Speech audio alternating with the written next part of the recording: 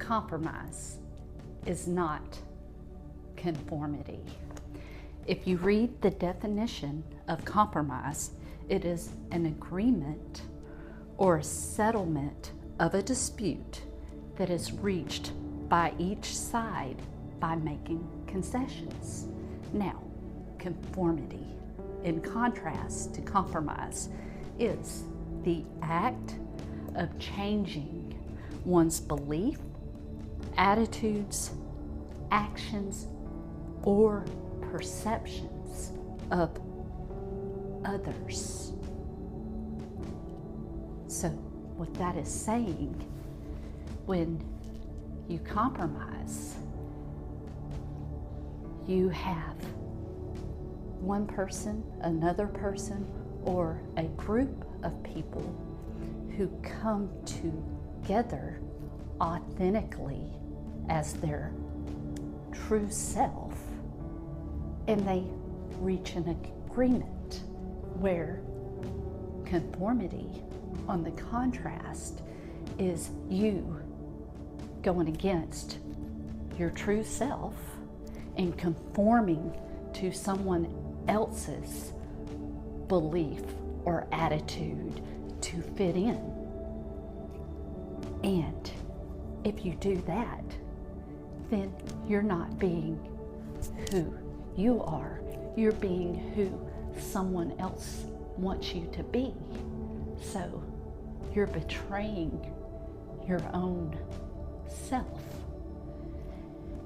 And conformity also can bring about low self-esteem, doesn't allow you to be open, and it limits your own self-growth. So, here is what I would like to challenge you with. Look and see in situations or relationships in your life if you are conforming to others' beliefs, or if you're aligning to your own beliefs.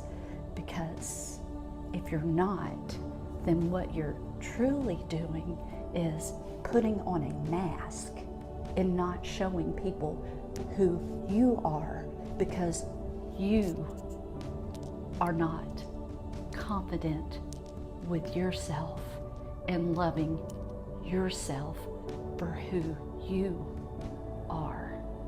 See, we don't all need to be the same.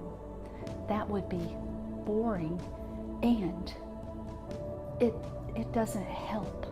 It doesn't help people to grow, because that's where growth comes from. It comes from people who are not similar, who are different, but coming together and looking at each side and landing somewhere in the middle. And this is important for your own personal growth in life. And we see conformity so much that it's sad. And it really makes me sad, because it means that there is something you feel or I feel that is lacking inside of us, or we're afraid to show others. And that really means that we're scared of ourselves. We're scared of what people will think. And you shouldn't be scared of what people will think, because you want to know what? If you have to conform to fit in, then they're not your people.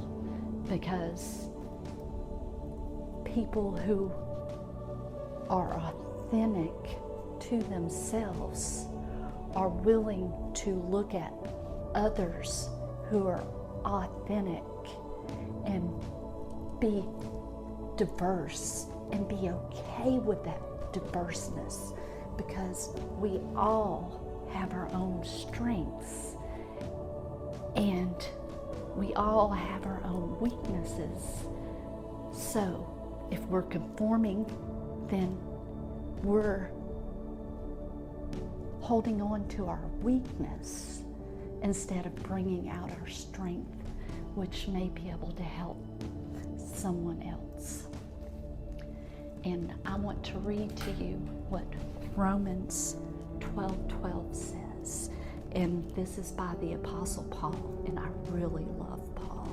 And if you don't know much about his writings, I would challenge you to read it, because it's very eye-opening to read about all the things that Paul went through, but he stayed true to himself and to God.